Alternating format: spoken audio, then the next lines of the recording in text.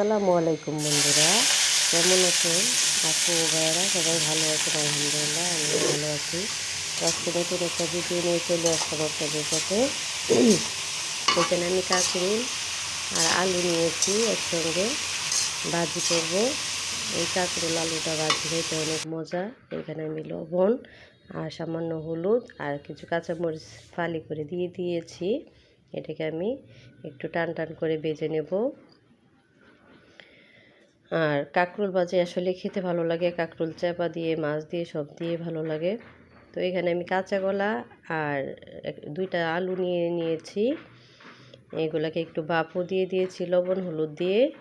আর এখানে আমি নিয়েছি ইলিশ মাছ, পদ্মার ইলিশ। লোকে বলছে পদ্মার ইলিশ, জানি না এটা পদ্মার ইলিশ কিনা। তো আমাদের বাসায় মেহমান আসছিল, তাই ওর আব্বু একটা পদ্মার ইলিশ নিয়ে আসছে। তো এটা ওই দিন ভাজি করে খেয়েছি, আপনাদের সাথেও দেখিয়েছিলাম। আর আজকে এখানে কিছু মাছ আমি নিয়েছি, বা এই মাছটা ভেজে তারপর কলা দিয়ে রান্না করব। আবার মাছের পেটে ডিমও হয়েছিল। তো বাসায় যেহেতু 4টা বাচ্চা, তাই ডিমটাকেও 4টা করে নিলাম। 2 ডিমকেই 4 টুকরা করে নিয়েছি। তো এখানে আমার মাছ ভাজা হয়ে গেছে। এখন আমি এখানে কয়েকটা পেঁয়াজ কুচি করে দিয়ে দিলাম কলার তরকারিটা রান্না করার জন্য। তো এখানে সামান্য পরিমাণে পানি দিয়ে দেব, দিয়ে আমি এখানে মশলা দিয়ে দেব। এখানে আমি মরিচ গুঁড়া দেবো 1 চা চামচ। মরিচটা অনেক ঝাল, এই জন্য কম দিয়েছি। আর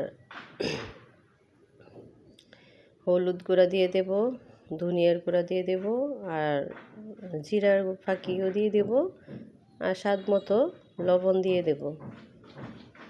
কাঁচকলা দিয়ে ইলিশ মাছ খেতে অনেক মজা। আর আসলে ইলিশটা ভালোই ছিল, 1 কেজি 300 গ্রাম ওজনের ইলিশ। তো এখানে ইলিশ মাছটা আমরা আগে থেকে ভেজে রেখেছিলাম। এখন মশলাটা বুনে এখানে যে সিদ্ধ করা কলাটা, ওই কলা আর আলুটা দিয়ে দেব। যদি আমার ভিডিওটি ভালো লাগে তো অবশ্যই পাশে থাকবেন এবং লাইক কমেন্ট করে জানাবেন আপনাদের ভিডিওটা কেমন লেগেছে এবং কে কোথা থেকে দেখেছেন। আমাকে অবশ্যই জানাবেন, আমার পাশে থাকবেন।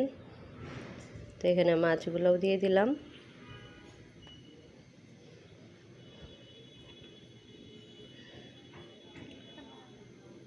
তো এই ডিমগুলোও দিয়ে দিলাম এদিক দিয়ে।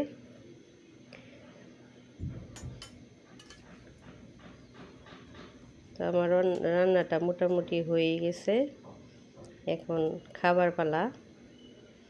তো আমরা সব কিছু টেবিলে একসাথে নিয়েই খেতে বসে পড়লাম। এখানে আরও অনেক কিছু রান্না করছি, গরুর গোস্ত রান্না করছি, গরুর গোস্তটা দেখানো হয় নাই। আর ওইখানে কলা আলু ইলিশের তরকারি, ওইখানে মাছ ভাজা, কাঁকরোল ভাজা, মাছ ভাজাও ছিল। তো আজ এইটুকুই, সবাইকে শুভেচ্ছা।